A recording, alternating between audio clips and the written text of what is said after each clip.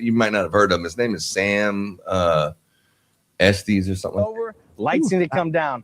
Let me tell you how we store our lights. Built for efficiency to save you money. So, first thing, we used to be the guys with the numbers on the totes, putting them on there, putting them in a spreadsheet, stacking them super high, big old 27-gallon totes. You've seen it. You know what I'm talking about. We've done it, but this is what we do now. This is what saves us money, because now I don't have a warehouse manager to pull down lights. I don't have a warehouse manager organizing lights, but in an Excel sheet with the number, trying to find it. It's a cluster, right? We use trash cans, 27-gallon trash can. We put all the same lights inside that trash can, store that up. Each trash can holds 800 linear feet of the C9s. It holds about 150 minis in it. So I can stash a lot of lights in a little bit of a space. And then when it's time to come next season, all my guys have to do in the morning is just grab that color of that tote, which the totes are all color coordinated. White lights have white totes. The colors have orange. The specific. I mean, have you heard enough? You get the point? Yes. All right. So what do you think about that? So he doesn't coordinate with client. He puts everything. We tried that. We tried that.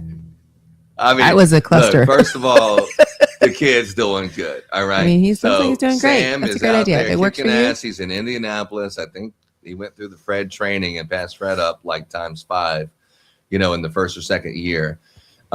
Sam is a very when he does his videos, I don't want to discourage anyone from doing that kind of stuff. They're fantastic videos, but he used to do the 27-gallon totes, and then you can only put 8, 9 on the back of a truck. So obviously that doesn't work. But he's saying that you just take, if it's 125 feet or 50 feet or 200 feet or whatever it is, just wind them all up and put them in the same trash can, and we'll just deal with it later. And I don't need a warehouse person. What do you think would happen if we did that? Or we've already done that? Well, we have kind of done that. We didn't do it in trash cans, but we did do all the colors into the same totes without a client name. And I found that, well, you got connections everywhere, and then you're splicing and dicing even more than you already were before. So if it works for him, that's awesome. If it works for you, that's great. We still do the totes. We still do the name of the client. I don't number them anymore because we did try the numbering system.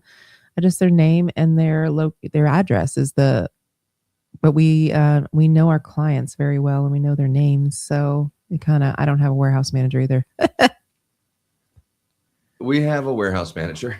This year. Her name's Laura. I mean, no, we had Gracie. We had Gracie in there helping in the warehouse, but as far as she's been doing everything this year, somebody's taking my stuff out and whatever. It's different. Yeah. When that video came out, I was like, see, we have already done that. That's the reason why I know that doesn't work. Yes, and unfortunately, yes. Sam has to wait till next year to figure that out. But yeah, that actually, it seems like it works. It just doesn't work. And I'll tell you, let me see if there's a comment here. Yes, you're right. So fresh. Exactly. Take down. We do a lot of patching. Yeah, that don't sound right. So when we do our recycle, when somebody doesn't go with us for the next year, we take the bulbs out and reuse the clips, but we don't reuse the socket wire. We get rid of it. Yeah, so, Sam, brother, what we do is you can get a trash bag. And the trash bag, not a black trash bag, but just get a colored trash bag with your name on it or whatever, just so it's not like a trash bag. They can take down the lights and they can put it into a trash bag, and then they have it labeled inside and out. And we do zip ties in between the first and second bulb on the left side, first level, second level. It's all in jobber notes. And then when they take it back, they have the trash bags, and then they put it in for processing. Then we process it back into the bins. Mm-hmm. We don't have the bins on the job site. There's just no room for it.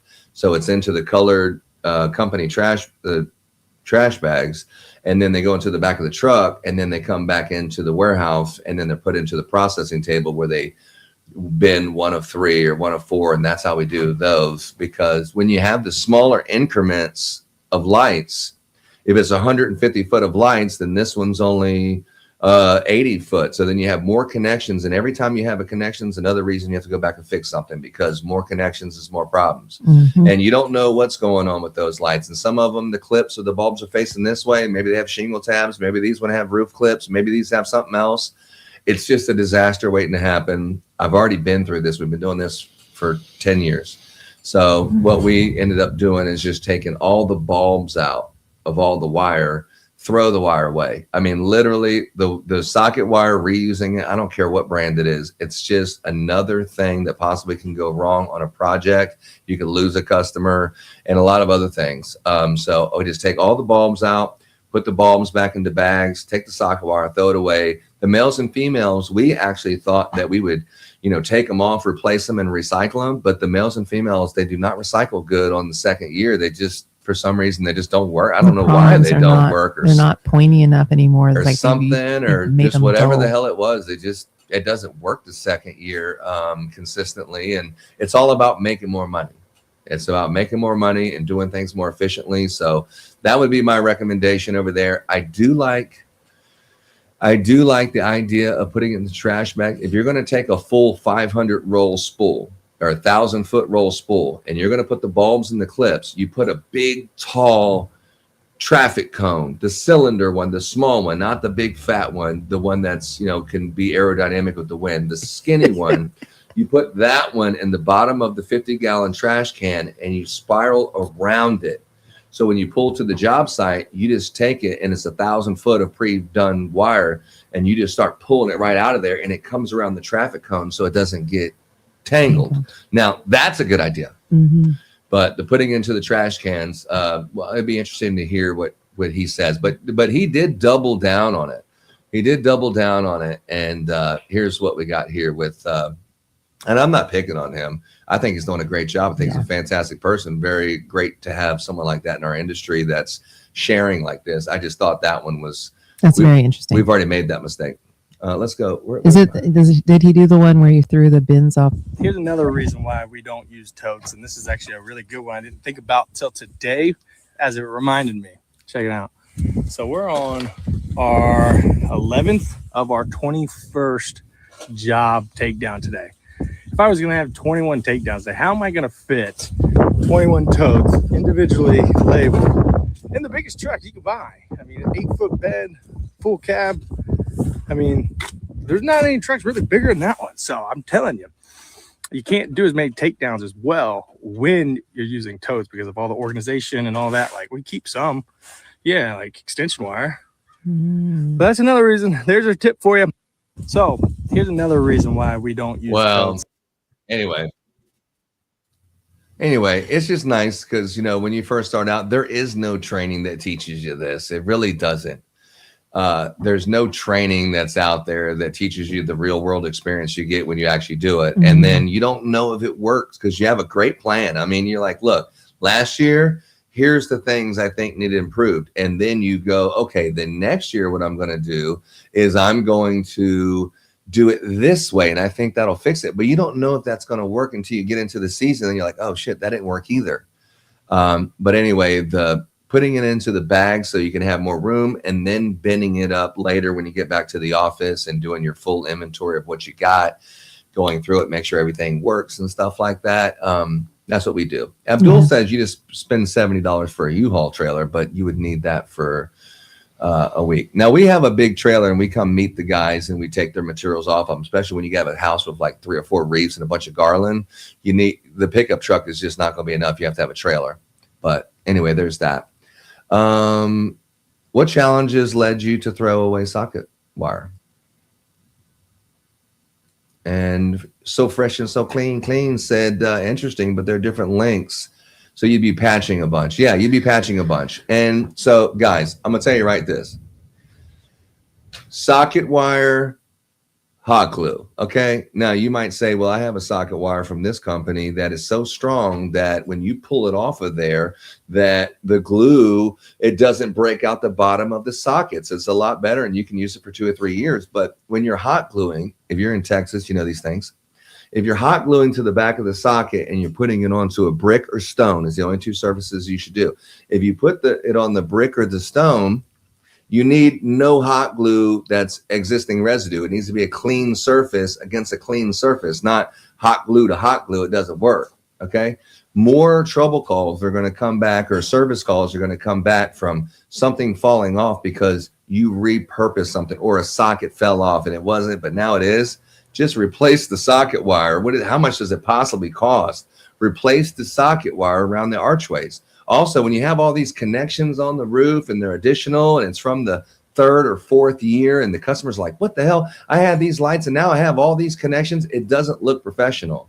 Just run new socket wire and put the existing bulbs in it. This year we did over 500 properties and we did not use not one new bulb, with the exception of one job. I wanted to show off a product. We did not use not one bulb. Every single thing, every clip and every bulb was recycled for all over 500 properties this season. And so it's just the socket wire that is just brand new connections is the only thing that's new, socket wire. And we did socket wire for all of them, and it's less trouble calls. And if you're going back to a job 3 and 4 times, how expensive is that? I mean, there comes a time where you're thinking, I didn't even make any money off this job. Why? Because you wanted to repurpose as much as you possibly can. The socket wire is the one that is the source of power. That's the one when you don't know if last year they hooked it up this way, so it's a male. Here's a pro tip, okay? If you put on a male to the wire, like if the guys are coming out to an existing install and they're installing, next year, but it was already installed last year, so it's a previous customer. And then for some reason they need males and females and lamp cord and all this other shit, right? So you need all of these products, and you're thinking everything was already there. It was hooked up last year. What do you need? Like you're on your 3rd bag of males and 2nd bag of females, and you have this third roll of lamp cord. Why? Every time you put on a male, you need to take off a male, and then you start looking at it. I'm talking about if you have 10 crews. I'm not talking about if you're doing it yourself. You have 10 crews and stuff like that. They're putting it up there. There's a hot male over here. There's something over here. They just left the inline female over here, even though it doesn't even make sense because it usually went over there. It's like, just put the new socket wire and be done with it. It looks clean. Your profit margins will stay up because the most expensive part of your install is the bulbs, and then clips, socket wire. What is it? $200-300 or something like that for is it 20 cents, 30 cents a foot? It's not a big deal. You're talking about 100 feet. You're talking about $30. It's well worth it to make sure you never have to go back there. You have a clean install. Bulbs work good. The bulbs are going to last. The socket wire, every time you clip and make a connection, it's another part that could possibly go wrong. So that would be my recommendation. And, for reinstallation, new socket wire, especially around archways, windows, archways, hot glue, just replace the socket wire and just do it new again. Just for the wire, not the bulbs, not the clip, just the wire. Okay. Just replace the wire. That's what we do. That's the 2nd time I've done that. Did that answer your question? Did that answer your question, guys? All right.